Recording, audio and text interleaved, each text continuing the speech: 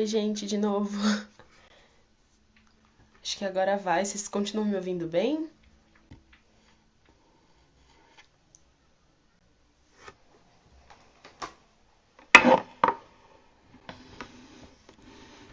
Me avisem se dá pra me ouvir certinho, por favor. Obrigada, Tica.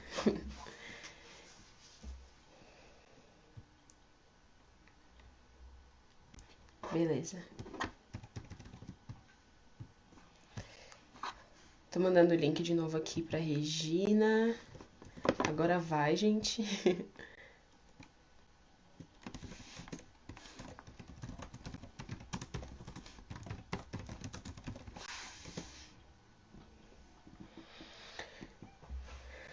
Então, só pra falar que essa vai ser a última live. Oi, Cal, gente. Essa é a última live do nosso projeto Querendo Nos Enterrar, Mas Somos Sementes. A nossa convidada tá entrando já. Lembrar que o nosso projeto consiste em 7 vídeos que estão todos no nosso IGTV e 7 lives também, todas estão salvas no nosso IGTV também. Então, assim, entrem lá pra ver, tá um projeto bem bonito, bem bacana, com assuntos muito pertinentes e muito importantes de serem discutidos. Então, entrem lá e vamos vendo tudo. Deixa eu confirmar com a Regina se tá dando tudo certo aqui, que ela tá entrando.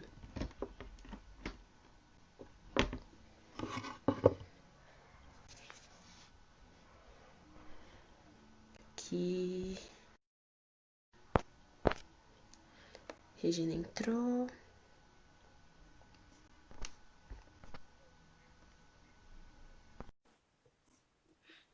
Sim, fomos contemplados pelo Vai 1 e é por isso desse projeto, é verdade, muito importante. Esse projeto é um projeto contemplado pelo Vai 1 2019. E aí, com tudo que aconteceu da pandemia, a gente teve que mudar o projeto para um projeto online. Olá, Oi, Regina. olá, estão me vendo bem? Tudo bom com você? Sim, tudo bom? Tudo, minha amada. Tudo bom e você? Tudo ótimo, graças a Deus. Que bom que a gente está se vendo aqui. Tinha dado um probleminha, foi? Tinha dado uma pausa, não foi? Sim, Tava pausado? sim, ele pausou e eu tive que abrir outra. Eu tive que abrir outra live. Ele deu um erro aqui, não sei o que aconteceu. Aham, aham. Perfeito. O bom é que a gente está aqui. Eu acho que a gente está colocando, tá atrapalhando aí algum som, porque a gente está colocando Não, aqui pra mim tá uma, tranquilo. tá? Pra mim Então tá tá bom. tranquilo, se o pessoal. Certo. Se o pessoal. Só esperar o pessoal responder se tá tudo. Ah, tá tudo ótimo por lá. Estão falando que estão vendo e ouvindo bem. Camila falou que tá Aham, travado. Mas acho que tá tudo certo. aham. Ah, não tá atrapalhando, não. Não, não está atrapalhando. Ótimo, ótimo, ótimo. Avisa aí porque não está atrapalhando. Então, eu Vamos vou lá começar. então. Eu vou começar me apresentando. Eu sou a Kinda, eu sou integrante do Coletivo Sementes. Mais uma vez, para quem entrou agora, essa live faz parte do projeto Querem Nos Enterrar, Mas Somos Sementes, contemplado pelo Vai 1 2019. E aí consiste em 7 vídeos e 7 lives. Foi um projeto que a gente modificou por conta da pandemia, mas consiste em 7 vídeos, 7 lives que estão todos salvos no nosso GTV. E aí a nossa última live vai ser hoje com a Regina, maravilhosa. A Regina, ela é vice-presidente e cofundadora do Instituto Maria da Penha. E aí eu vou passar a palavra a ela para ela se apresentar. Então, minha gente, tem sido muito bom, né? E é uma honra, né, de saber que estamos encerrando nessa primeira etapa, né, desse trabalho de vocês, né? E como que ainda falou, eu sou cofundadora, vice-presidente do Instituto Maria da Penha. Eu estou em Recife, né, Pernambuco, sou daqui e sou professora também há 24 anos, né, professora universitária na iniciativa privada e tenho trabalhado com as turmas de direito, na área de direitos humanos, hermenêutica, filosofia e sociologia jurídica, né, e também implantando as clínicas de direitos humanos, né? Nós também trabalhamos com essa questão. Eu não sei se pronto. E aí a gente tem trabalhado com a questão do enfrentamento à violência contra a mulher, e não tem sido muito fácil, porque além de trabalhar na questão do enfrentamento à violência contra a mulher, né, nesse sistema secular, a gente também trabalha, né, no segmento cristão, né, então como cristã também, e também, né, que é uma pitada da complexidade por ser preta, né, então assim, você trabalhar e no contexto cristão é um desafio, primeiro, para reconhecer que existe racismo, né, no meio cristão, não é? Sim. A turma a dizer assim, eu sou racista, sim, você é racista, né? E depois admitir que existe violência no meio cristão, em ação, do pessoal que jejua, do pessoal que faz vigília, né? E a gente alcançar não só as mulheres evangélicas, mas católicas e de outros ritos, né? Dos de espírita de ritos africanos, do espírita kardecista, né? Então, a gente que já veio dessa jornada, né, desse campo, desse terreno, a gente sabe que também não é fácil o reconhecimento da violência quando as questões de fé estão no meio disso tudo, né? Então, existe realmente uma tentativa de velar a violência no campo religioso, certo? E fora do campo religioso a gente tem a dificuldade das políticas públicas, né, de fazer com que as políticas públicas funcionem, porque de um lado ou de outro a gente observa que existe uma resistência que é perpetrada pela mentalidade do machismo, do patriarcado, né? E que esses valores, eles de certa maneira interferem nos mecanismos, no engendramento, nas estruturas, né, dos institutos sociais, políticos, e é difícil, é muito difícil. Essa questão da violência, quando a gente vai fazer a leitura do impacto que isso traz para a mulher preta, né? Então, a gente vai observar que esse impacto, ele é motivado por uma outra raiz que já existe, que é a raiz do racismo, né? Que é a raiz do racismo. Sim.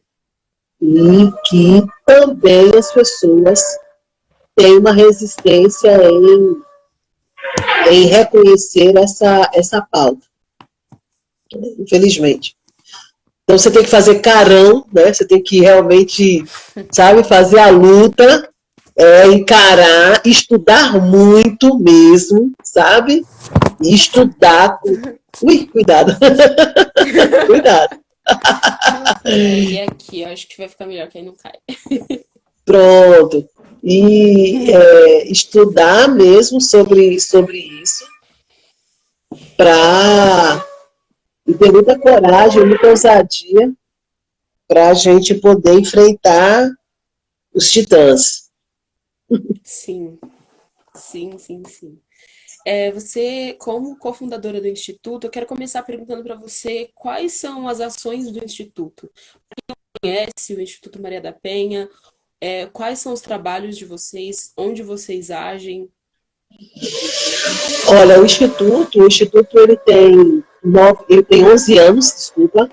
A Lei Maria da Penha tem 14, o Instituto Maria da Penha tem 14 anos. O Instituto, desculpa, tem 11 anos, a Lei Maria da Penha tem 14 anos.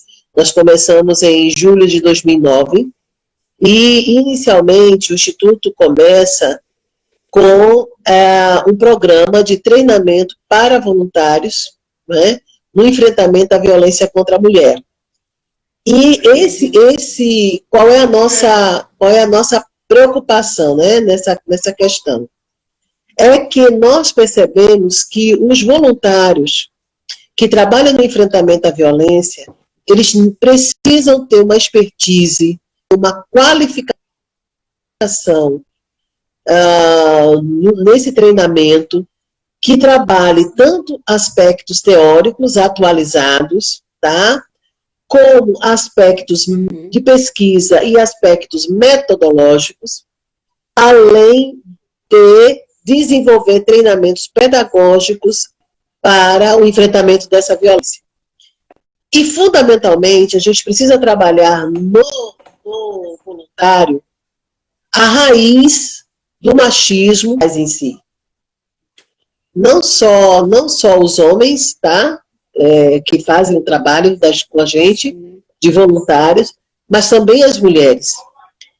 E é necessário que essa questão ela seja realmente trabalhada para que a gente possa ter um voluntário que possa atender, né, a mulher em situação de violência sem preconceito, sem aquela visão preconceituosa, sem uma visão discriminatória e segregadora. Porque, geralmente, a tendência ela apanha porque gosta, né? Se a senhora acha ele tão ruim assim, se a senhora apanha tanto, se a senhora sofre tanto, por que a senhora ainda está com ele? Por que a senhora está com ele há 18 anos? Isso jamais um voluntário, é uma pergunta que jamais um voluntário deve fazer a quem se, né, apresenta como uma pessoa em situação de violência. E esse voluntário, ele só vai deixar de fazer essa pergunta se nós fizermos um trabalho, né, interior com esse voluntário. Se a gente fizer um encontro desse voluntário com as raízes da violência doméstica, da qual ele também veio. Você sabe, Kinda, que a Lei Maria da Penha, ela trata de 5 tipos de violência. A violência psicológica, a violência moral, a violência física, sexual e patrimonial.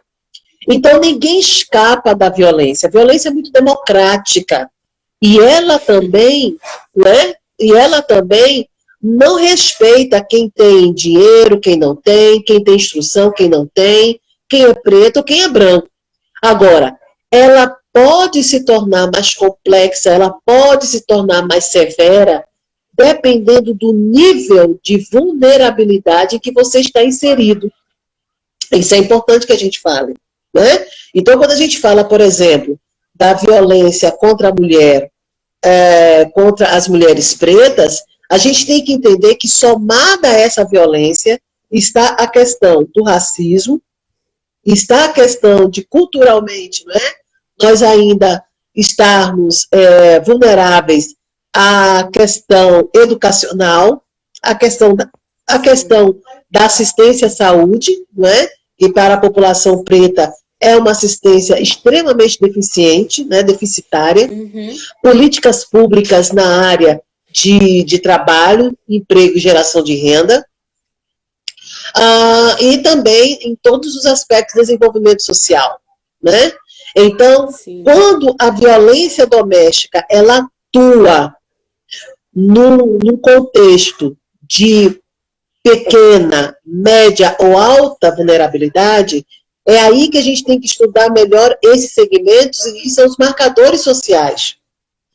Então, quando a gente vai falar, por exemplo, da violência contra a mulher deficiente, né, ou a mulher idosa, ok? Contra as meninas, né? Então, a gente vai observar que ela vai se apresentar, né, de maneira, segundo a configuração de vulnerabilidade que aquela pessoa está inserida. Então, era necessário, nós estudamos enquanto Instituto Maria da Penha, era necessário que nós desenvolvêssemos uma metodologia, um trabalho, um treinamento específico para esse voluntário. Então, fazendo primeiro o trabalho com esse voluntário, e depois, trabalho interno, né? E depois trabalhar esse voluntário para que ele seja sensível, que não tem nada a ver com ir às lágrimas, mas uma sensibilidade racional na identificação da vulnerabilidade das vítimas em situação de violência. E desenvolver estratégias efetivas que possam fazer com que essas pessoas elas saiam de uma condição alta de vulnerabilidade. para poder até empoderar, gerar autonomia. Então, quando nós começamos a fazer esse treinamento, nós já iniciamos, pela própria recomendação da Maria da Penha, que a gente não trabalhasse só mulheres, a gente trabalhasse também homens, né? Então, no capítulo 35, no capítulo 35 da Lei Maria da Penha, que não é um capítulo especial, não é um capítulo à parte, mas é um capítulo de extrema relevância que traz em si a recomendação da criação dos centros de referência, das delegacias especializadas, varas de violências, defensorias e campanhas. No inciso 5º está a criação de reabilitação e reeducação aos autores de violência. Ou seja, desde 2006, tá, que a Lei Maria da Penha, ela recomenda um trabalho para ser realizado com homens. Isso é importante. Sim. Você deve lembrar que ainda daquele jovem do Canadá, que em 1991, foi 91? Foi 91, 94, né? Entrou lá em uma escola politécnica, né, que aí daí vem a campanha do Laço Branco, e pediu para que os homens saíssem da sala, tá? Era uma turma de politécnica na área de engenharia, pediu para que os homens saíssem da sala, e depois que os homens saíram da sala, ele assassinou 14 meninas, né? Ele assassinou 14 meninas, e aí gritando, né, que odiava as feministas. E depois cometeu suicídio, deixando uma carta, não é, com o nome de 19 feministas canadenses que deveriam morrer. Daí a gente tem a questão da campanha do Laço Branco. Então, a Lei Maria da Penha, também em razão dessa questão que aconteceu lá no Canadá, ela faz a recomendação no inciso 5º, né, sobre o trabalho com homens. Então, o Instituto Maria da Penha, né, ele trabalha exatamente na qualificação, né, profissional, no aspecto intelectual e no aspecto técnico, né, do enfrentamento à violência, não só contra a mulher, né, mas também trabalhando o homem, o deficiente, o idoso e as crianças. Porque a violência, quando ela se instala, né, quando ela entra no lar, não é só a mulher. A mulher ela é uma das maiores vítimas, mas ela acaba desgraçando a vida de todos os outros membros da família. Sim, sim. É muito importante isso que você falou. Muitas pessoas estão falando aqui sobre essa importância desse trabalho do Instituto com os voluntários, esse trabalho de conscientização e também de entender todos esses tipos de violência. A gente sempre a gente levanta pesquisas dos assuntos das semanas do nosso projeto, e aí a gente pesquisou bastante sobre a violência contra a mulher. E é muito louco, porque assim, a gente compartilhou, a gente fez um post sobre os 5 tipos de violência, e a gente perguntou para as pessoas se elas sabiam que existiam esses 5 tipos de violência, e é uma coisa que muitas pessoas não sabem mesmo. Não. Eu conversando com a minha irmã, ela falou, ela viu o post, ela falou assim, nossa, eu percebi que eu já sofri essa violência aqui. E essa conscientização é muito importante mesmo, para que as pessoas consigam identificar quando elas estão nesse tipo de situação, para que elas consigam sair delas. É interessante isso que você está falando, e você está falando uma verdade, e desculpa o pleonasmo, né? É a redundância verdadeiríssima. Por quê? Nós, nessa questão da pandemia, nós começamos a fazer o atendimento online. E era interessante, as mulheres, quando entram em contato com a gente, aí diz assim, olha, logo quando começou a pandemia, ele pegou o meu celular, mandou eu tirar a senha do celular, e a cada 20 minutos, 30 minutos, 10 minutos, ele fica fiscalizando o meu celular, para saber se eu coloco, com quem eu estou conversando, se eu fiz alguma denúncia, alguma coisa. Isso é violência patrimonial, né? Então, a gente diz assim, isso é violência patrimonial. Elas não sabiam, né, que isso era um tipo de violência. Outra, entender que a violência, por exemplo, a violência sexual marital, né? Eu sou casada com ele há 30 anos, eu sou casada com ele há 20 anos, 25 anos, e agora nessa pandemia eu vivi, né, um inferno, porque o tempo todo, né, ou quando estava em casa ou alguma coisa, ele queria, e não adiantava dizer que não queria, né, ele fazia força. Isso eu posso denunciar, isso é para denunciar, né? Então elas não tinham consciência da violência sexual, em especial a sexual marital. Entendiam apenas que a violência sexual era feita por algum estranho, por alguém de fora. A outra questão é a diferença entre a violência psicológica e a violência moral, né?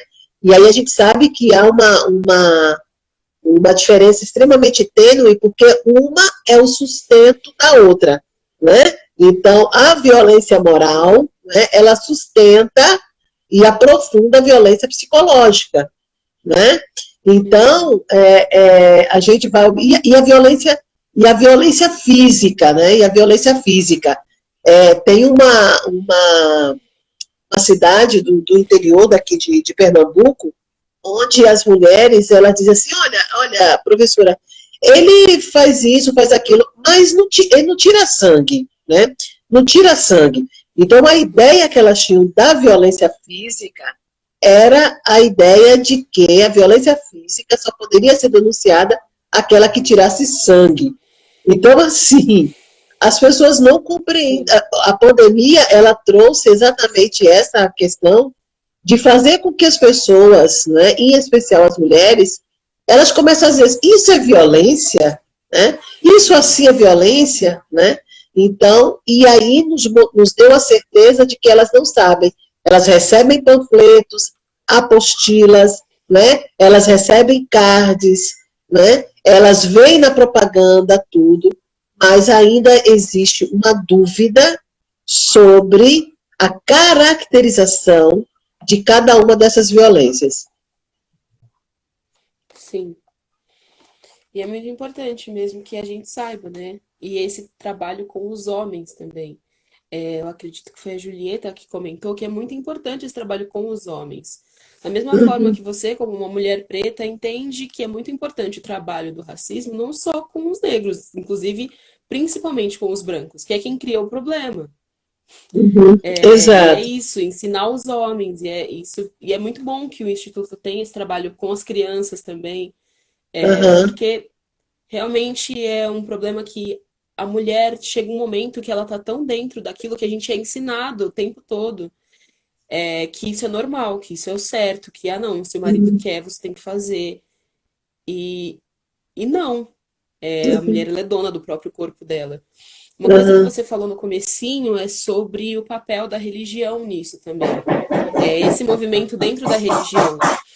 Existem hoje algumas páginas, existem páginas feministas, existe a página também, se não me engano, Católicas pelo Direito da Escolha, que são páginas que Pelo direito de mostram a decidir, possibilidade da católicas pelo direito de coexistência. decidir. Isso, Uhum. muito obrigada, isso É, aí. São essas páginas é. que mostram a possibilidade da coexistência de movimentos feministas dentro da igreja, dentro da religião. Uhum. E você ainda, o Instituto como um todo, vocês ainda encontram muita resistência por conta, por parte desses institutos religiosos, pelas igrejas, do trabalho de vocês? De ensinar as mulheres, ensinar os homens o que é a violência? Porque muitas vezes é corroborado pela religião, né? Muitas vezes É, fala, não denuncia, tem que orar para melhorar, tem que... exato, exato. É interessante, Linda, porque, assim, eu venho de algumas experiências religiosas, né? E aí eu me firmei, né, no Evangelho. Eu sou cristã evangélica. E aí o que é muitas vezes difícil é que as identidades que a gente agrega, né? Porque eu sou mulher, nordestina, preta, evangélica e ativista dos direitos humanos, né? Trabalhando violência contra a mulher. Então, às vezes, assim, e aí muitas vezes, assim, como eu me posiciono, né, como eu não tenho venda, não tenho máscara, né, para dizer o que é dentro e fora da igreja, não tenho isso, então eu me posiciono, né, e tenho respaldo bíblico para para garantir isso. Então, as pessoas se assustam, né? As pessoas se assustam e querem, muitas vezes, trazer a doutrina como forma de conter você, né? Eu acabei de vir agora de uma instituição, de uma igreja, que a pastora me chamou exatamente para isso. Eu quero que você venha. E aí eu disse assim, mas o que você quer? Não, eu quero que você rasgue e fale sobre violência contra a mulher, né? Então, que você fale para a gente, fale para as mulheres, né, da minha igreja. E quando eu cheguei lá agora, foi presencial, aí tinha mulheres e tinha homens. Então, você vai, né? Então, eu fui para um texto bíblico, e aí a gente ali começa a fazer um trabalho, né, trazendo a palavra, né, muito mesmo inspirada pelo Espírito Santo, a palavra de verdade sobre a questão da violência, né? E aí eu estava dizendo que muitas vezes as mulheres dizem assim, mas irmã, olha, eu orei, aquele negócio, eu falei assim, irmã, olha, você continue orando, jejuando, fazendo vigília, mas entregue a César o que é dele. Aí ela disse assim, eu não entendi. Eu falei assim, quando o discípulo, né, chegou para Jesus dizendo que a turma lá de Roma estava cobrando deles, né, de Cristo lá, e o imposto, Jesus disse assim, olha, dá a César o que é de César e a Deus o que é de Deus. Então, o que você deve dar a Deus? As suas orações, sua vigília, seu jejum. Mas a César, que é o Estado, dê a denúncia. Aí ela disse assim, é para dar. Eu falei, denuncie, porque uma forma de Deus parar o homem e parar com a violência é usar a lei. Ele usa a justiça da terra, não é? Porque Deus não quebra a legalidade. Então, use, porque essa pessoa ela precisa se intimidar. Todo mundo tem um parador. Né? Então, ele tem que se intimidar, né? E ele tem que ser punido. Agora, ele não precisa viver aquela condição de escória, né, de desumana, né, nas penitenciárias. Não tem nada a ver com justiça aquilo. Né? Porque o pessoal diz assim, mas o pessoal quer que sirva, né, caviar e champanhe não é isso, no presídio, não. A gente quer direitos humanos, que as pessoas paguem a sentença, mas com dignidade. Então, é com dignidade, mas ele precisa responder pelos atos deles. E a justiça está aí para que ele responda e que possa proteger a vítima. Então, isso não contraria uma lei de Deus, muito pelo contrário. Então, muitas vezes as pessoas se escondem por trás da religião, se escondem por trás da Bíblia, né? Quer se esconder atrás da cruz, cometendo os atos de violência. E vamos e venhamos, se é para falar dentro do campo cristão, vamos tratar a violência como pecado. Então, tem pessoas lá que estão acoitando pecado, e não pode, não deve. E isso não tem nada a ver com você estar orando, vigília, não é para isso. É para a gente buscar retidão. Então, ele precisa saber. Agora, por que não acontece? Aí é que está a grande questão.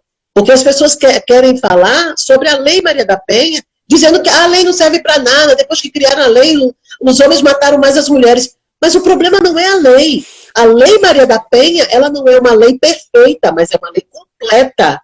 Então, o problema não é a lei. O problema está na aplicabilidade da lei. De quem é negligente, de quem é, na verdade, um guardião para fazer com que a lei seja aplicada, mas por conta dos seus valores machistas, tá? São negligentes no instrumento jurídico. Então, se uma pessoa, se um delegado, se um médico legista, se um socorrista, ele é uma pessoa que tem uma raiz, né, de machismo, ok? Que aflora, e ele vai para o campo de trabalho dele, que ele é um servidor do Estado, e ele é negligente, ele é omisso, ele reforça a impunidade com relação à violência à mulher, esta pessoa, né, que está errada, que deve ser denunciada, e não as pessoas começarem a criticar a lei. Porque a lei, inclusive, como eu disse, além de no artigo 7º ela falar dos 5 tipos de violência, no artigo 8º ela faz a recomendação da qualificação profissional dos agentes, e ela diz ainda, como é que se diz? De segurança pública, militar, civil, corpo de bombeiros, não é? Do corpo de bombeiros, da educação, da saúde, que devem ser qualificados, é a mesma que diz que estados e municípios devem criar centros de reabilitação e reeducação para autores de violência. Por quê?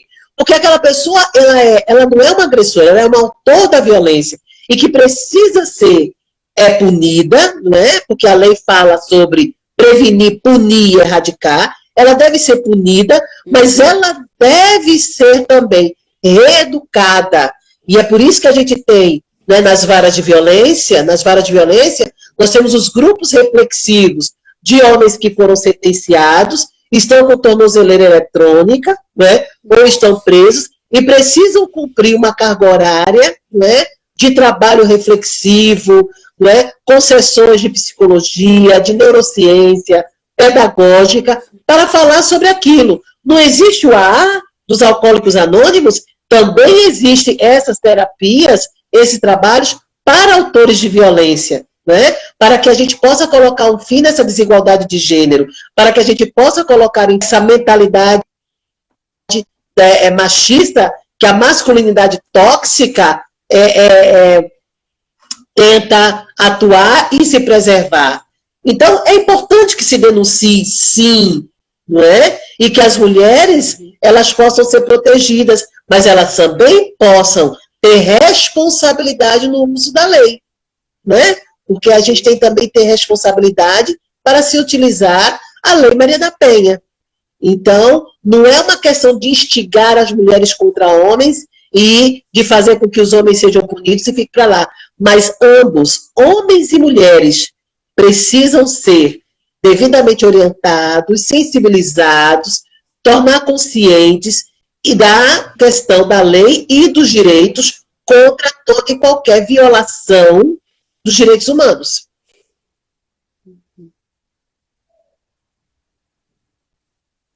Nossa, é muito importante isso. É muito importante que mais pessoas, inclusive aproveitando, enviem essa live para as pessoas, porque é muito importante que pessoas vejam isso, que as pessoas tomem consciência disso.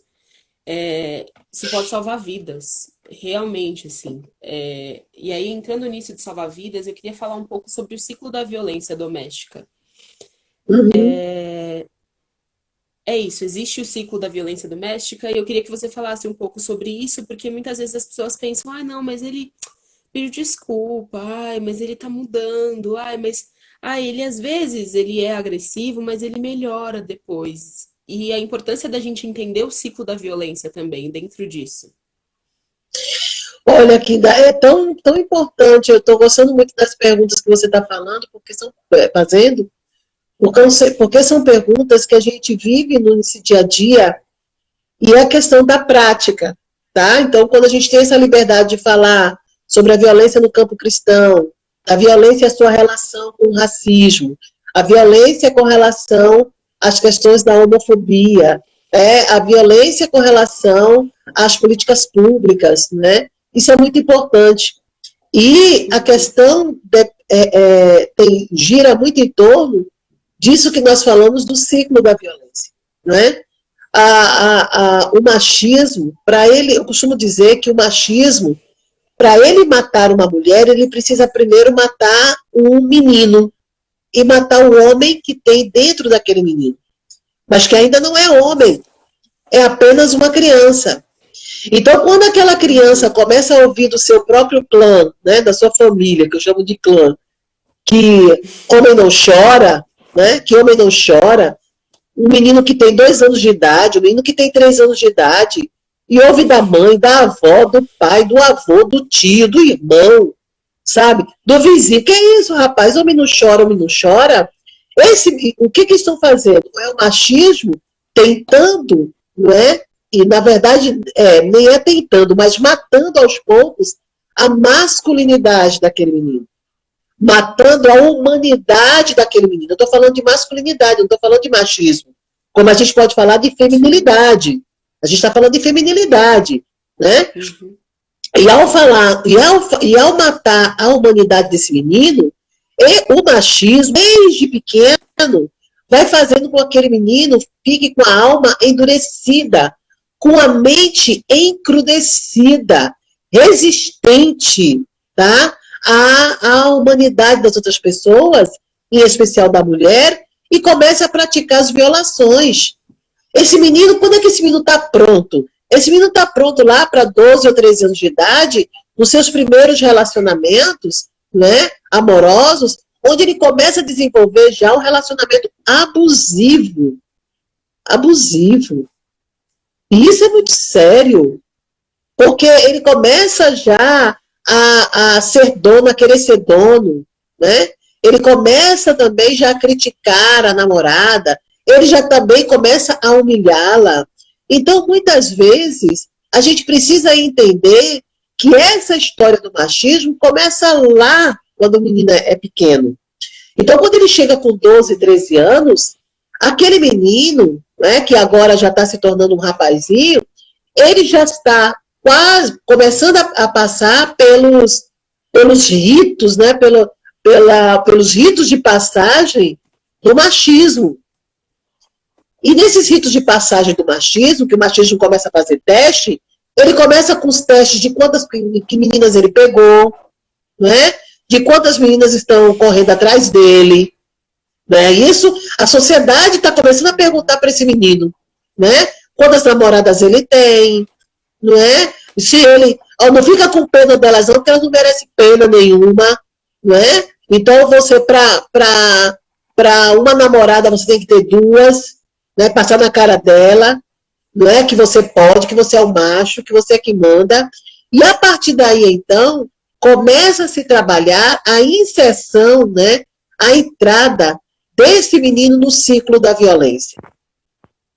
E isso também está acontecendo com a menina. Então, se prepara, então, uma entrada desse ciclo da violência, ainda quando eles são adolescentes, né, e quase jovens. Então, o que a gente tem aí? A gente tem as 3 fases, né, do ciclo da violência, e nessas 3 fases do ciclo da violência, nós temos a fase de tensão, que é a fase da ameaça, né? É a fase da humilhação, é a fase dos discursos, não é? Do você vai ver, você quer ver se eu não faço isso com você, não é? Eu vou aí, calo sua boca, eu vou aí, quebra sua cara, eu vou aí, tiro o seu dente. Você quer ver se eu não boto sua foto lá, né? Ali nas redes sociais? Você quer ver se eu não faço isso, não faço aquilo? Então tem a fase de tensão, né? E é uma fase onde vai se autoafirmar a dominação, né, como teste para perceber o nível de submissão que aquela menina, né, mulher, ela tem. Sim. E aí, depois disso, nós temos a fase da agressão, né, que é quando tudo aquilo que era ameaça, ele vai agora para o concreto. Vai agora para as vias de fato, como as pessoas costumam dizer, né? Então, aí agora, antes ela está assim perto da porta, e ele vai e começa a esmurrar a parede perto do ouvido dela para intimidar. E depois passa a socar, né? Passa a estapear o rosto mesmo. Bom, depois dessa fase, né, que ele coloca todo o seu estresse para fora, usando o corpo da mulher, né, dele, né? Aí ele diz, aí ele vai e para e pede desculpas e diz que é porque essa pandemia, não é? Essa pandemia está deixando ele nervoso, porque com essa pandemia, não sei quantos 50 colegas já saíram do emprego, ele está com medo de perder o emprego, porque ela, como é que se diz? Porque ele bebeu, ou então ela estava muito bonita e ele aí veio com acesso de ciúme, né? Porque imagina se ela deixar ele vai ficar louco, ele vai ficar louco, ele vai ficar louco. E aí ela vai e acredita nisso. Baixa as armas. Ele dá ele traz assim, ele traz de pizza o relógio Rolex, porque a fase da lua de mel, né, são os presentes, então é da pizza ao Rolex, né? Tem até coisas até mais caro, até viagem para a Europa se tem, né? E eu estou dizendo isso porque a violência ela não respeita nível socioeconômico, não importa, né? E aí a gente observa que tem nessa fase de lua de mel, então ela não denuncia, ela pensa mais um pouco, ela, se tiver filhos, pior ainda, porque aí ela fica pensando que só pode abandonar aquela situação depois que os filhos tiverem passado no Enem, que entrar na faculdade, e depois começa a pensar, a viajar sobre isso. Depois que o filho casar, e aí tem neto, e aí não... Não é? É sempre... Não é isso? Ao mesmo tempo que ela está vivendo isso internamente no ciclo da violência, tem alguém do lado de fora que está dizendo que ela apanha porque ela gosta. Não entende nada. Não entende nada. Né? Quem briga de marido e mulher, ninguém mete a colher. Porque elas denunciam, daqui a pouco manda tirar. Mas não é isso. Principalmente as mulheres que são mulheres mães, elas vivem um dilema enorme, porque tem a questão da alienação parental, tem a questão da dependência financeira, né? Uma série de outras situações, e que não é fácil para ela, né? E aí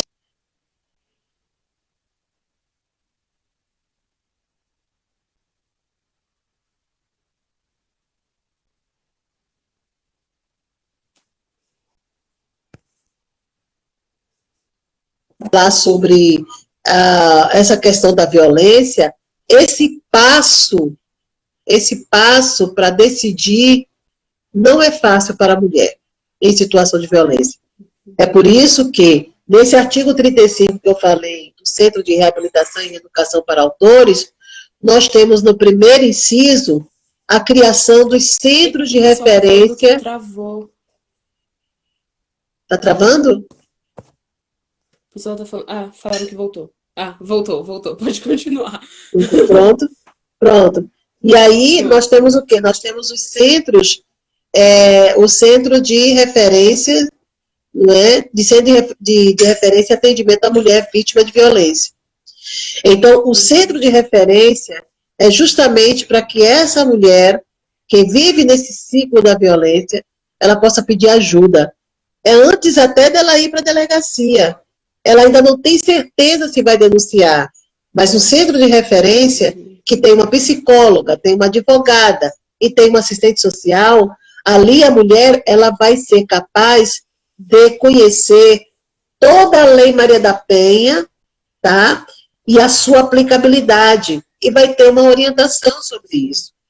Isso é muito importante. E ali ela decide se denuncia ou não, né? A gente tem que entender também, só para um alerta, que a dependência econômica é uma das causas da mulher não denunciar. É bem verdade. Entretanto, a violência psicológica, ela é muito maior do que a dependência econômica. Existe uma dependência psicológica em que a mulher, ela pode até se empoderar financeiramente, ela pode até ter autonomia econômica, mas se ela não fizer, né, um trabalho, uma assistência, né, profunda no aspecto psicológico, ela vai ter liberdade econômica e vai continuar tendo dependência psicológica. Então, os dois, eles não estão diretamente proporcional, eles são inversamente proporcional. Muito em especial quando a dependência psicológica tem maior força do que a dependência econômica. Sim. Então, a gente precisa trazer esse alerta para as mulheres, né? E, por fim, do ciclo da violência, a gente entender que o ciclo da violência não é só a mulher que está presa. No ciclo da violência estão presos o homem e a mulher. Ela está presa no ciclo da violência pelo fato dela se submeter, dela ser submissa, né? Então ela está presa ao ciclo, porque a expectativa que se tem da mulher como resposta, né? Como resposta dessa questão é justamente ela viver, deixa eu ver alguma coisa aqui, é ela viver essa submissão dentro do ciclo. E ele está preso ao ciclo da violência pelo fato de dominar, né? Então, a cultura cobra dele o seguinte: se você não falar, se você não falar alto, se você não colocar ela no lugar dela, elas vão montar em cima de você. Então, você tem que mostrar que é macho. Sim. Ele está preso ao ciclo da violência por conta da exigência, por conta da exigência que a cultura faz sobre ele, dele ter que ser macho. Sim. E ela está presa ao ciclo da violência porque a cultura obriga, né, de uma certa maneira, exige dela o caráter da submissão. Sim. Então, os dois estão presos a esse ciclo, né? Tem uma pergunta aqui do Pedro Peu que eu acho muito pertinente, que é o que você acha dos grupos de masculinidade? Olha, aí a gente tem que pensar, se é o grupo da masculinidade tóxica, é masculinidade tóxica, e a gente vai ver que é né, que é uma manifestação do machismo, né, de grupos, né, que se unem para fortalecer o machismo. Mas se for a forma como nós do Instituto Maria da Penha trabalhamos aqui, inclusive é meu esposo que trabalha, juntamente com o professor e doutor Sandro Saião, que é Homens pelo Fim da Violência, onde a gente faz uma discussão, onde eles fazem, na verdade, uma discussão sobre a cultura do machismo versus a masculinidade. Né? Então, o que significa essa masculinidade? Né? O que significa o machismo? Como se estabelece a relação entre machismo, patriarcado e masculinidade? Né? Como é que os homens, quais são as memórias que esses homens têm quando criança, né? De como eles foram criados, né? Dessa cultura, né? O que mais marcou nesses homens? Né? O que mais marcou nesses homens na sua forma de criação? Né? Quantas vezes ele pôde chorar livremente na frente do pai, na frente da mãe, por conta das suas dores, das suas perdas e da sua tristeza? Né? O que é sofrer de amor? Se você perguntar para uma mulher, né, não é tão difícil a gente perguntar a uma mulher, para você, o que é sofrer de amor? Mas quando alguém vai perguntar para o homem o que é sofrer de amor, aí, como diz aqui no Nordeste, oxe, tá doido, eu sei lá o que é isso, né? Quer dizer, ele sabe o que é, mas a sociedade não deixa que ele expresse isso, né? Então a gente tem que entender que existe aí uma discussão séria em que os homens, muitas vezes, como eu disse a você, aquele menino lá de 12, 13 anos, ele precisa dar uma prestação de contas para a sociedade que quer saber o que ele é. O que ele é. Ele é homem, ele não é homem, ele é macho, ele não é macho, e muitas vezes essa pressão social, né, que advém de uma mentalidade cultural machista, pressiona esse homem para que ele assuma atos, formas de ser, que é contra o seu interior.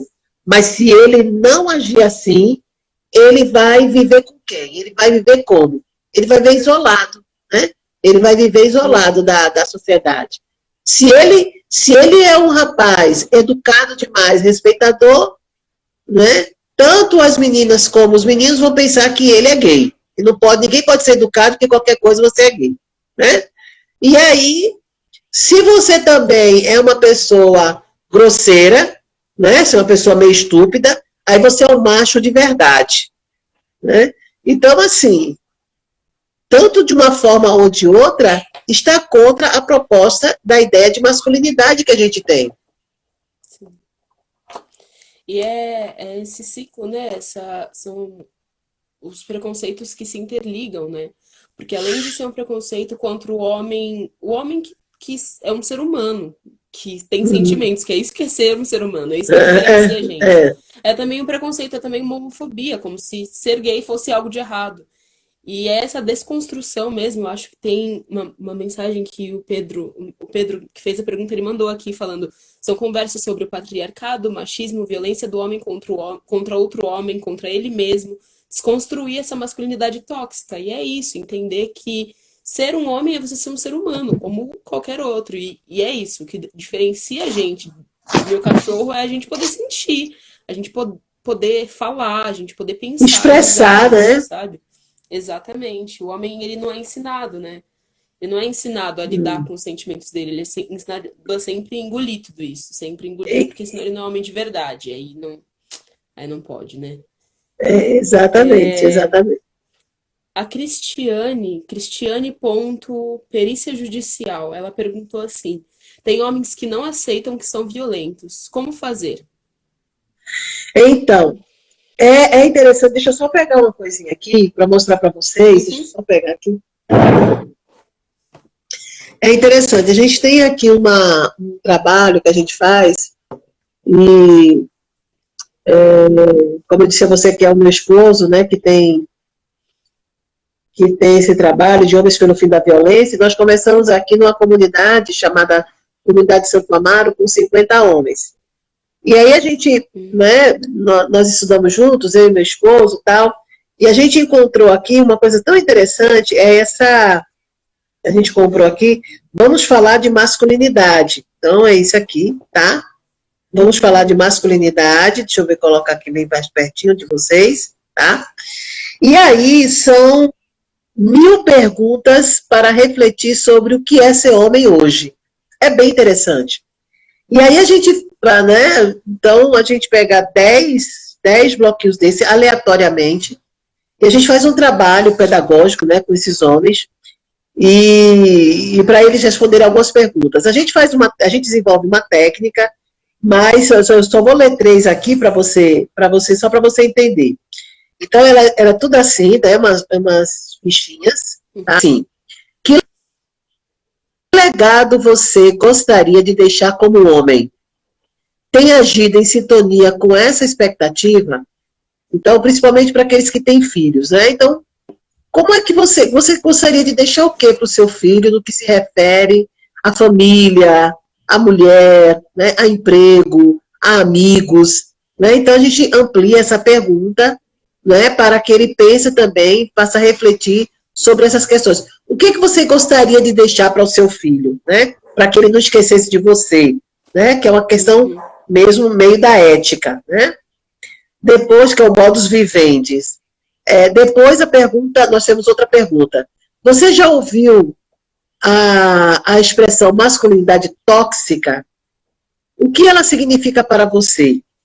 Então, é uma pergunta. E a outra, eu só vou dizer 3 aqui. Você concorda com a afirmação de que a masculinidade está em crise? Por quê?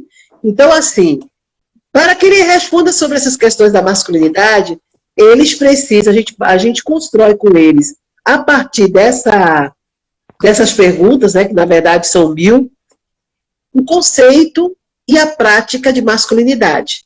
Então, atitudes que expressam a masculinidade e atitudes que expressam o machismo. Masculinidade e machismo é a mesma coisa? Não é. O que é a mentalidade, né? Como é que a gente identifica a mentalidade de um homem, né, que trabalha a masculinidade, de um homem que trabalha o machismo dentro de si? Então, são questões que a gente trabalha, né, com esses homens, e trabalha com mulheres também, porque a gente precisa também desconstruir o machismo na mentalidade de algumas mulheres, né? Então, é importante que a gente também compreenda isso. Sim. E tem uma pergunta aqui, eu vou colocar porque eu não consigo ler ela inteira. Aqui, ó, da 46 Marena. Minha primeira denúncia prescreveu. Durante o processo não fui informada sobre. Só eu sei que passei o julgamento por isso, e ainda estou passando. Cruel. Nossa, agora que eu vi que tá quase dando o horário. Eu vou encerrar essa live e vou abrir outra. Nossa, eu não vi mesmo, passando o tempo. Então, Porque o salve, Instagram viu? Porque derruba. se Vou você não salvar essa. salvar, Eu vou salvar por essa e já te favor. mando o link da segunda, da parte 2. Rapidinho, tá, Tá gente? bom, E aí a tá Tatiane certo. também, eu volto com essas duas questões, que a Tatiana Arruda mandou pedindo sugestão de livros para compreender melhor o machismo estrutural. Então, na segunda parte, Ok. gente, rapidinho, eu só vou salvar 5 minutinhos, nem isso, para eu salvar e voltar. Peraí, já volto, já voltamos.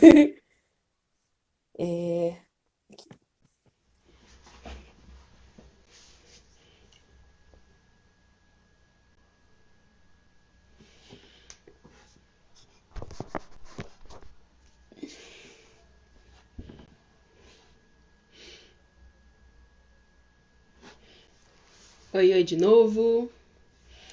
Estamos voltando. Vou mandar de novo o link para a Regina. Ela já entra aqui.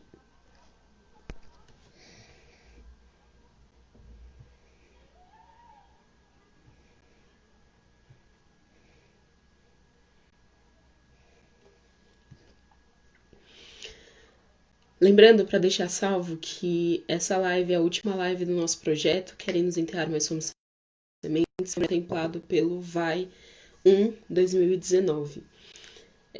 A primeira parte da live vai estar salva no nosso IGTV, assim como essa, e a gente só tá esperando a Regina entrar de novo.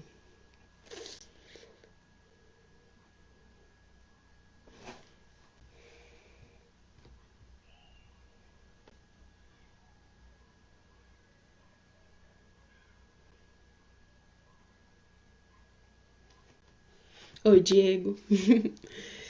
E aí, pessoal.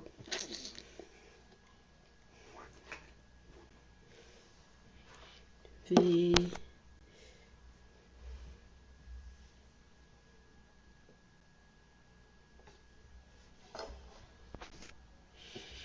Enquanto isso, enquanto a Regina não entra, compartilhem essa live, gente. É muito importante, é muito necessária para muitas mulheres e para muitos homens também. É muito necessário que a gente saiba de tudo isso que está acontecendo. E é muito necessário que a gente encontre esses meios de denúncia e entenda o que está acontecendo para a gente poder denunciar. Você vem sempre aqui.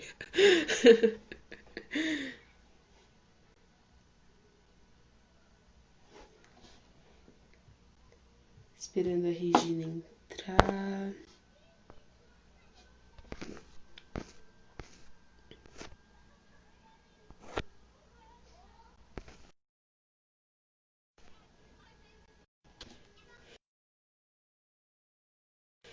Eita, não pode bugar hoje.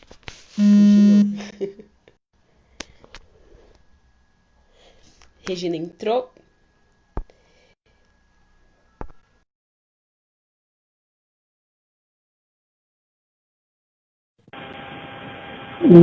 Tem que ficar direito, né? Vou colocar pra carregar. Aí.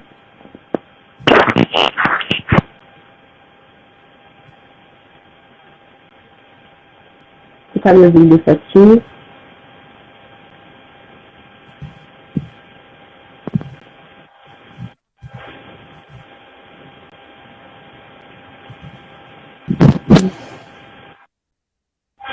Oi? Você me escuta? Tô ouvindo bem. Tá ouvindo bem? Deixa eu ver se o pessoal tá te ouvindo. Não ouvindo a Regina. Não me ouve? Não? Eu te ouço, mas estão mandando aqui que não Tá ouvindo agora? estão te ouvindo. Agora sim, mandaram aqui pra mim. Agora deu. Agora. Deu, pronto. Agora. Pronto. Então você falou sobre a bibliografia. Pronto, nós temos. Pode falar da bibliografia? Tá tudo bem? Dá para ouvir? Eu acho que sim, pra mim tá normal. Agora sim, acho que o pessoal tá falando que tá tudo certo, que dá pra ouvir. Dá? Tem um sonzinho aí que tá meio. Pronto, e agora? Tá melhor? Tem um sonzinho aí meio. É? Pronto. Tá tranquilo. Ok, então. Então deixa eu ver aqui. Então tem uma bibliografia que o pessoal falou, não é? Pediu uma bibliografia, foi isso? Pronto. Uhum. Então, nós temos aqui O Homem Subjugado. Ó. O Homem Subjugado. Eu vou ir anotando Isso. tudo isso, eu deixo depois na descrição ou nos comentários, tá? Da nossa live. Certo. O Homem Subjugado. De Lutz Miller, O Herói. O Herói. Uhum. Depois nós temos de Hendrik Rutenberg, O Mito da Masculinidade. O Mito da Masculinidade. Tem esse daqui que eu gosto muito, de Pierre Bourdieu, que é A Dominação Masculina. Ok? Do Pierre Bourdieu. Deixa eu ver, nós temos aqui também esse do Jung, Os Arquétipos do Inconsciente Coletivo, que fala exatamente sobre isso. Sobre a questão da mentalidade, né, do homem. Também Aspectos do Masculino, também do Jung. Aspectos do Masculino.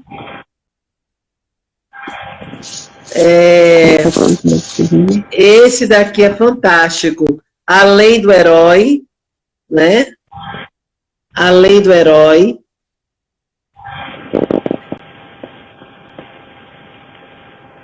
Além do Herói. Deixa-me ver. Esse daqui eu recomendo. É do George Gambirasio, A Evolução do Machismo. Ele conta toda a história. Ele vai na raiz antropológica, ele vai para a paleontologia, sabe? Ele faz assim, um estudo muito legal sobre as raízes do machismo, né? A gente fala tanto de cultura machista, mas aí ele vai atrás dessa expressão. Como é que essa expressão ela ganhou, né, força, né? O que a gente está chamando de cultura do machismo. E masculinidade, um novo olhar sobre a psicologia do homem. A Camila perguntou e comentou também, ela perguntou se tem alguma bibliografia escrita por mulheres. E ela falou também do livro da Maria. Sim, da Maria da Penha nós temos o livro da Maria da Penha, que é O Sobrevivi Posso Contar, né? E conta toda a história da Maria da Penha, né? E é uma história fascinante. E aí ela conta, né? Na história sobre o que aconteceu na madrugada de 29 de maio de 1983, né? Que foi exatamente quando a Maria da Penha leva um tiro, né? Ela tem uma interferência, né? Estão ouvindo uma interferência, não? Não, também tá tranquilo, tá tudo normal.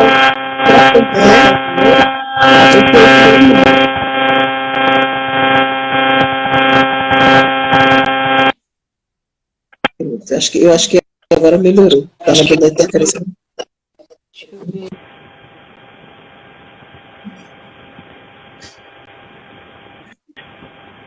Estão dizendo interferência. Não é? Ainda estava interferência?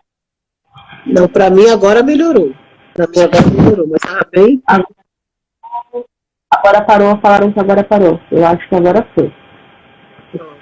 E aí fala sobre o que aconteceu na madrugada de 29 de maio de 1983, que é quando ela fica paraplégica, né? Então, o Nick vai contar exatamente, que é tão interessante, porque quando Maria da Penha faz o relato, ela tinha 38 anos de idade. Maria da Penha, ela leva 19 anos para que a justiça seja feita, né? Uhum. As pessoas não percebem, não lembram. Estou falando que ainda está interferente. Vou tentar tirar o meu fone e ver se melhora. Conectar meu fone. Você me ouve bem? Agora eu não tô te ouvindo.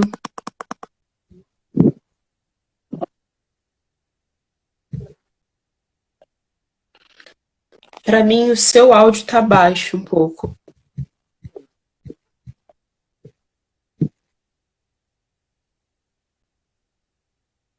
E agora? Tá bem agora?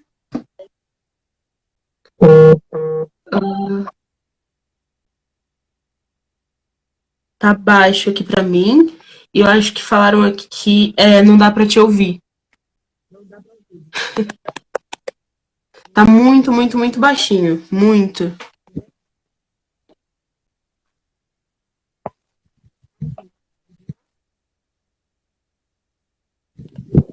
Bem? Eu acho que agora foi. Eu acho, deixa eu ver.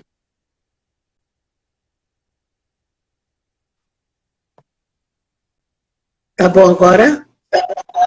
Agora pra mim foi, agora tá perfeito. Agora é ver, esperar o pessoal comentar pra ver se pra eles tá certinho também. E agora, pessoal, Agora tá bem? foi. Tá ok? Melhorou, ok, melhorou. Pronto. Agora Então, foi. então a Maria da Penha, então, então as pessoas não percebem que quando a Maria da Penha vai, ela sofre esse atentado, né? Ela tinha 38 anos de idade e só aos 57 anos de idade, veja, é que ela vê a justiça sendo cumprida. Porque ela passa 38 anos, mais 19 anos e 6 meses, para que, né, as autoridades brasileiras assumam, né, a justiça, né, façam realmente a justiça, a lei ser aplicada, né? E aí a gente vai observar que ela tinha 57 anos. 57 anos. Estão falando que tá com eco na sua voz. Gente, é culpa de quem falou que ia bugar o Instagram. Tava tudo bem. É o quê? É o quê? Ah, falaram que tem eco, mas dá pra ouvir. Então, vamos seguir, tá bom, gente? Dá pra ouvir, né? Pronto. Então, deve ter alguém que está com alguma coisa aberta, né, para ir. Então, veja, e aí ela leva 19 anos e 6 meses, ele não é pego pela Lei Maria da Penha, tá? Porque a Lei Maria da Penha vem 3 anos depois, em 2006, tá? E ela continua, né, avançando mais 14 anos, que a lei, esse ano ela faz 14 anos, né? Então, a Maria da Penha, ela não parou, ela parou esse ano por conta da pandemia, né? Então, o título do livro é justamente esse, né? Sobrevivi e posso contar. Então, ela continuou falando, né? Ela continua falando sobre a questão da violência, tá? Contra a mulher. Ela continua falando com as mulheres. Ela continua sugerindo, né, novas estratégias de políticas públicas. de proteção à mulher em situação de violência, mas de toda a família também, né? Então, esse é o trabalho do Instituto Maria da Penha, divulgar a Lei Maria da Penha, não é? Monitorar a aplicabilidade dessa lei junto às autoridades e dar qualificação, né, profissional, voluntária, às pessoas que querem atuar no enfrentamento à violência. Sim. Tem uma pergunta que a Camila tinha feito ainda na outra live, que é desde 2006, quando a lei foi implementada pelo governo Lula, quais foram os avanços na sociedade brasileira como um todo no que diz respeito ao combate à violência à mulher? Olha, nós tivemos muitos avanços. Eu vou tentar falar alguns agora, porque eu tenho um compromisso daqui a pouquinho. Aí já está entrando no outro compromisso. mas eu faço questão de falar. Veja bem, a primeira coisa que a Lei Maria da Penha trouxe como grande avanço foi trazer para o centro do debate a questão de gênero. Depois, ao trazer a questão de gênero, logicamente, ela vai trazer a discussão sobre violência doméstica intrafamiliar. Independente de ser contra a mulher, né? Mas tem a criança, tem o idoso, tem o deficiente. Então, ela traz a discussão disso. Algo que era de âmbito privado e agora vai ser assumido de responsabilidade pública, de responsabilidade do Estado. Terceiro, essa responsabilidade, ela se dá em razão de que a OMS, em 2002, reconhece a violência contra a mulher como um crime, né, uma violência que tem a ver com a questão da saúde, né? Então, e é um crime, né? É uma violência que é uma questão de saúde pública e que também traz a violação dos direitos humanos das mulheres, ok? Quarto, a Lei Maria da Penha, ela vai trazer a necessidade, a maior relevância que tem é estados e municípios desenvolverem, não é, equipamentos, políticas públicas de enfrentamento à violência contra a mulher. Né? Então, o Estado tem que investir, né, trazer recursos para equipar as delegacias e construir outras, né? Equipar todo o aparato dos socorristas, ok? Também de todo o aparato da segurança pública, né? Incentivo e melhor qualidade das campanhas de enfrentamento à violência contra a mulher, né? E também trazer essa discussão para dentro da sala de aula, né? A questão de gênero, direitos humanos, raça ou etnia, e a questão também do trabalho. Isso é muitíssimo importante. A Lei Maria da Penha tem como relevância, né, a medida protetiva, né, a mulher em situação de violência. Ela traz também a questão de que a mulher, sendo trabalhadora, ela pode fazer a denúncia e ela continuar até 6 meses recebendo, não é, do seu salário, não é,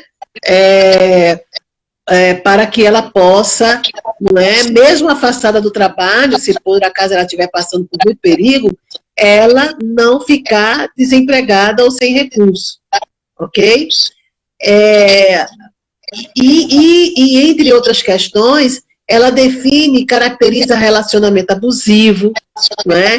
Ela também traz, não é? Não veio na lei, mas a lei provoca a questão do feminicídio, né, da lei do feminicídio, que é a 13.104, né?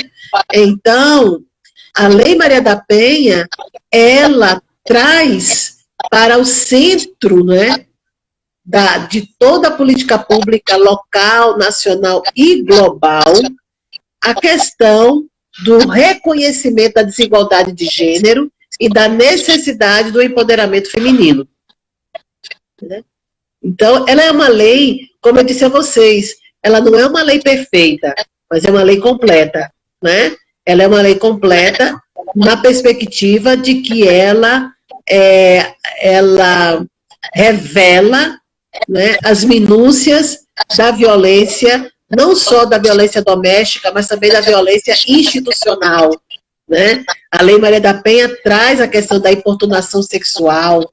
Né? Então, ela abriu alas para uma discussão que estava há muito tempo represada sobre o papel da mulher na sociedade. Né? Então, isso foi muito importante. Sim, muito. Eu não quero continuar te prendendo para você poder ir para o seu compromisso, mas eu quero te agradecer em nome de todo o coletivo. Nós ficamos muito honrados de ter a sua presença aqui com a gente, de poder encerrar essas lives com você. E a Camila falou uma coisa aqui muito importante, a gente vai fazer ecoar essa voz. E assim, para quem está assistindo, é isso, precisamos fazer ecoar essas vozes, pessoas, precisamos. É verdade. Não são... São assuntos que a gente precisa falar hoje e sempre. São lutas que... E é muito importante, e algo que a Regina falou muito sobre, não é uma luta só das mulheres. Nunca deveria ter sido e não é uma luta só das mulheres. Então vamos fazer ecoar essa voz. Muito, muito, muito obrigada. Muito obrigada. Uma honra, nossa, enorme ter você com a gente. A gente fica muito feliz, mesmo. Eu falo em nome de todo o coletivo, mais uma vez. Estamos honrados por ter a sua presença aqui com a gente. Obrigada, Kinda. Eu vou deixar para vocês aqui, né, que é uma palavra que é rema para a minha vida. É uma palavra que me inspira, né, e que me motiva com coragem e ousadia a lutar, né, em defesa das mulheres em situação de violência, das mulheres pretas, das mulheres de todo e qualquer segmento, né? E aí a palavra diz assim, que é em Provérbios 31:8, abre a tua boca a favor do mudo, pelo direito de todos os que se acham desamparados. Abre a tua boca, julga retamente e faz justiça aos pobres e aos necessitados. E é exatamente, né, em razão dessa luta que nós não podemos ficar em silêncio. Nós precisamos falar, confiar, mas devemos lutar também. Homens que são avesso a toda e qualquer violência contra a mulher, não fiquem mais em silêncio. Né? Nós temos a campanha do He for She, né, que é Eles por Elas, que é o Homens pelo Fim da Violência. Não seja intimidado pelo seu amigo, né, que se diz que é macho. Né? Se você não concorda, se você não compactua de toda e qualquer violência contra a mulher, seja ela física, psicológica, moral, sexual ou patrimonial, então abra sua voz, junte-se a nós pelo fim da violência, não só contra a mulher, mas contra a família e contra a sociedade. Deus abençoe. Muito obrigada, muito obrigada. É isso, pessoal. Valeu, meu querido. Falar para todo mundo, valeu. Muito obrigada pela sua presença aqui. Um beijão e sigamos em contato, que essa parceria perdure. Ah, com certeza.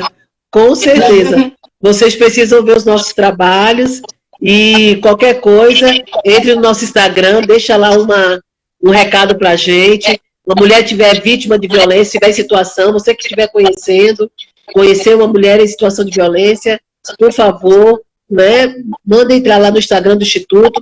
Nós estamos fazendo atendimento online, nós estamos com psicólogas, advogadas e as redes sociais para conversar com você. A gente não vai solucionar o seu problema, nós vamos te ajudar a ser feliz. Eu espero que a gente consiga, viu? Porque a complexidade da violência ela é muito grande. Então, eu não vou prometer a você uma solução, mas eu vou prometer a você que a gente vai te acompanhar e te ajudar a ser feliz. Viu? Muito obrigada. Muito obrigada.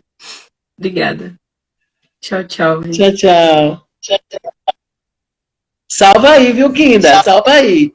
Manda pra gente. Deixar, tá no nosso GTV. Tchau, pessoal. Obrigada, viu, pelo apoio de vocês, pelas perguntas e pela grande parceria. Beijo. Beijo.